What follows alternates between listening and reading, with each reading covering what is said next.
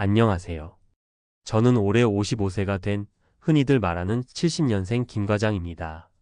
사실 어릴 때는 은퇴라는 단어가 남의 이야기처럼 들렸어요. 나중에 어떻게든 되겠지, 나 정도면 직장 생활 잘하고 있으니 문제 없을 거야 하는 막연한 생각으로 살았죠. 하지만 이젠 정말 내 눈앞에 닥치고 나서야 아차, 큰일 났다 싶습니다. 오늘 제 이야기를 들으시는 여러분도 혹시 저와 같은 고민을 시작도 못 해본 분들이라면 꼭 끝까지 들어주세요. 은퇴는 먼 미래의 일이 아니고 준비 없이는 남은 인생이 무너질 수도 있다는 걸 몸소 깨달았으니까요. 1. 은퇴가 막상 다가오고 나니 현실은 달랐다. 사실 저도 40대까지는 그럭저럭 괜찮게 산다고 생각했어요.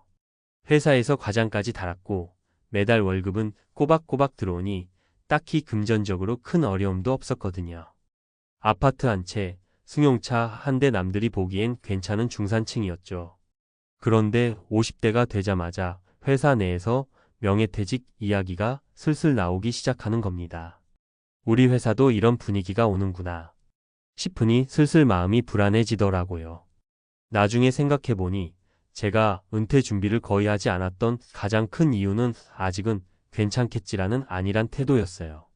40대 초반까진 집 대출도 아직 많았고 아이들 학원비나 생활비에 제 월급의 대부분이 나가니 돈이 모이긴 하는 건가 싶어도 그냥 눈 감아버렸죠. 그런데 50대가 되니까 월급은 그대로 혹은 줄어들고 나가는 돈은 더 많아지니 그때부터 진짜 허덕이기 시작했습니다. 자, 이쯤에서 나는 아직 여유 있어라고 생각하실 수도 있어요. 근데 저도 40대에는 그랬으니까요. 여러분이 40대든 50대든 은퇴에 대비할 시간은 길지 않습니다. 언제 어떻게 될지 모른다라는 게 바로 현대 사회잖아요.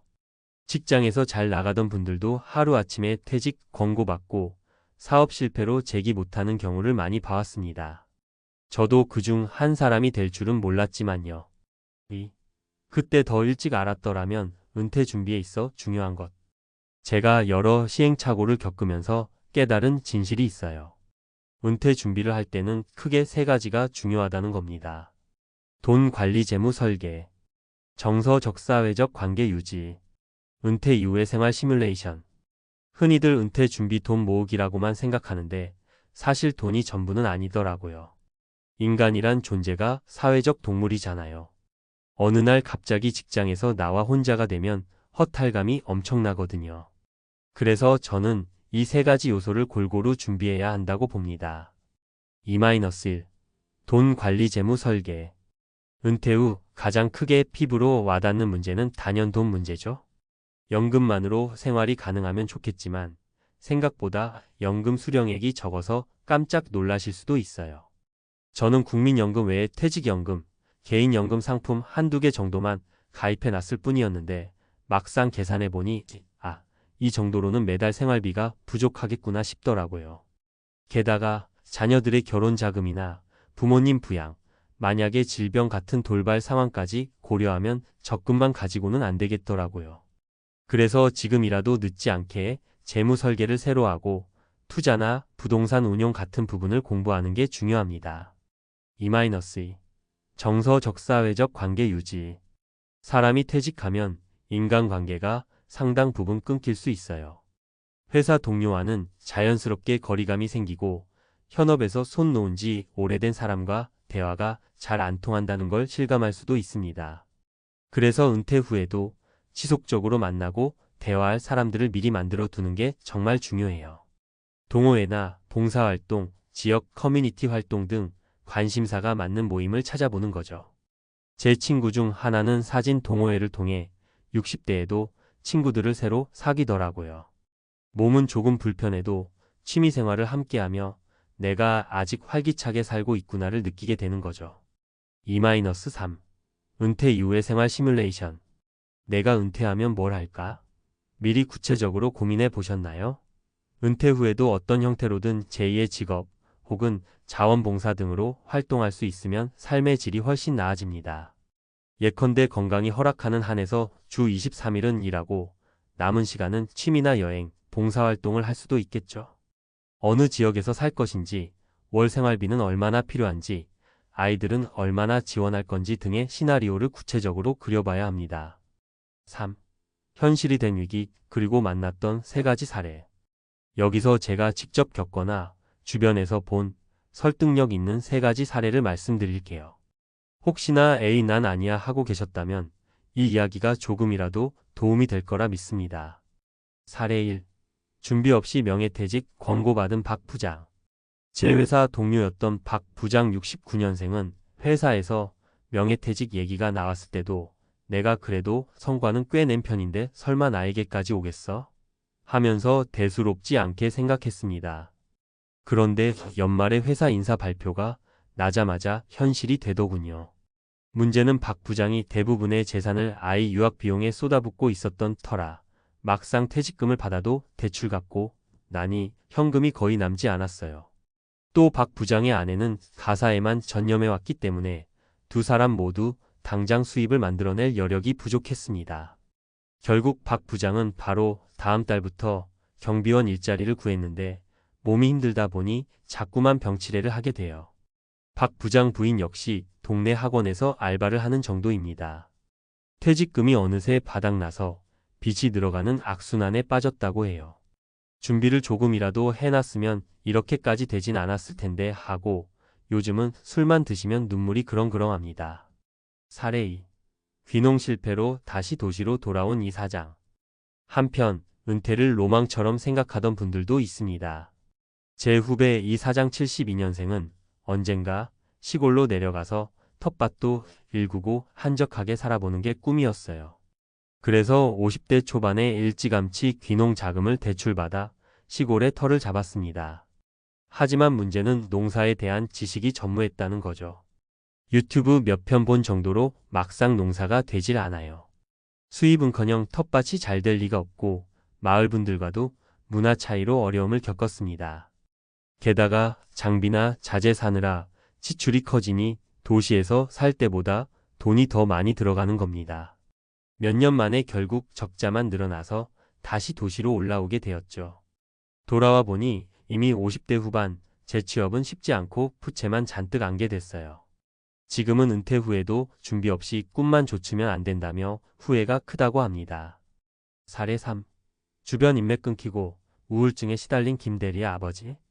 마지막으로 제 지인 김 대리 78년생의 아버지 이야기인데요. 아버님께서 35년 넘게 회사에 몸담으시다 정년퇴직을 하셨는데 이후 갑자기 우울증이 오신 겁니다. 왜냐하면 일단 정년이 되자마자 연락이 뚝 끊기는 회사 사람들이 많았고 매일같이 하던 일이 사라지니 상실감이 엄청났던 거죠. 젊어서는 별다른 취미나 인간관계를 넓히지 않았던 분이기 때문에 갑자기 집안에만 틀어박혀 하루 종일 TV만 보게 되셨답니다. 김 대리 가족들이 모시고 병원에 갔는데 의사 선생님이 은퇴 후 무목적 무계획 상태가 이어지면 이런 식으로 우울감이 크게 올 수 있다고 하시더군요.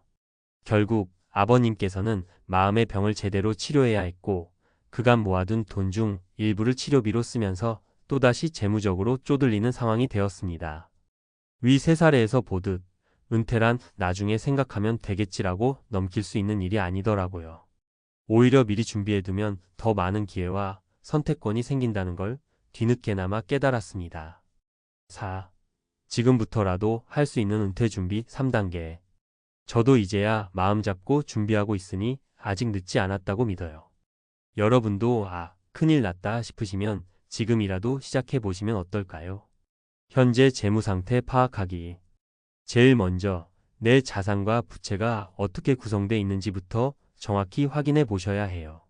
그리고 국민연금, 퇴직연금, 개인연금 등을 모아봤을 때 실제 은퇴 후 얼마씩 받을 수 있는지도 따져보세요. 막상 계산해보면 생각보다 적어서 깜짝 놀라는 분들이 많아요. 만약 자녀 교육비나 주택 대출 상환이 남았다면 그 시점이 언제쯤 끝날지도 파악하고 은퇴 시기와 맞춰서 재무 계획을 다시 세워야 합니다.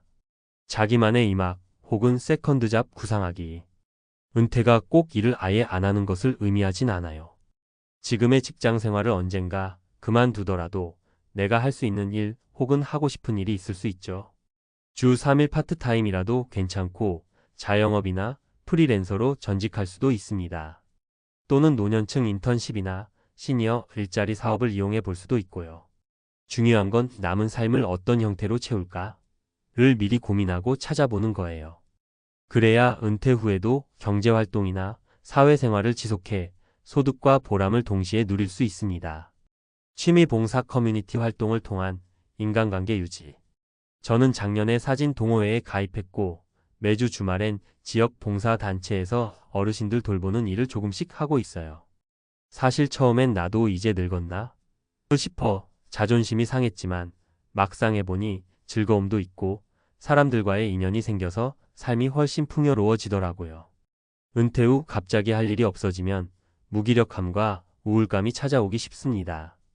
그래서 직장을 떠나기 전부터 이런 활동을 조금씩 해보시면 훨씬 부드럽게 인생 2막으로 넘어가실 수 있어요. 5. 마무리하며 지금이라도 시작하면 희망이 있다. 저처럼 직장에서 한창 열심히 일하다 보면 은퇴 준비를 미리 하기란 정말 쉽지 않습니다.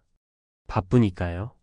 스트레스도 많고 당장 아이들 키워야 하고 부모님 모셔야 하고 대출 갚아야 하고 그래서 은퇴? 그건 나중 문제지라고 자꾸 뒤로 미루게 되죠. 그런데 시간이 정말 빠르다는 걸 깨닫게 될 때가 옵니다. 어느 날 거울을 보니 흰머리가 늘고 언론에선 베이비 부머, 신중년 같은 단어가 나오면서 명예퇴직 이야기가 회사에서 서서히 들리기 시작하면 그제야 머릿속에 경고등이 번쩍 들어와요. 저도 그랬거든요. 하지만 희망적인 건 지금이라도 시작하면 분명히 늦지 않는다는 점이에요. 큰 돈을 한꺼번에 모으지 못한다고 해도 재무 설계나 작은 투자, 연금 상품을 꼼꼼히 비교해보는 것부터라도 시작할 수 있잖아요. 또 취미나 봉사활동 같은 걸로 사람들과 교류를 넓혀 놓으면 은퇴 후에도 외롭지 않고 우울하지 않게 지낼 수 있어요. 오늘 제 이야기를 들어주셔서 감사합니다. 70년생 김과장의 고백 은퇴 준비 안 했더니 인생이 무너졌습니다. 라는 제목처럼 여러분이 혹시 준비 없이 하루아침에 인생이 흔들리는 일이 없길 바랍니다. 사실 언젠가는 우리 모두가 은퇴에 맞닥뜨리게 돼요. 그 시기를 미루고 싶어도 언젠가는 어떤 식으로든 오게 마련입니다. 그러니 주저 말고 지금 시작해보세요. 절대 늦지 않았습니다. 여러분의 건강하고 행복한 은퇴를 진심으로 응원합니다.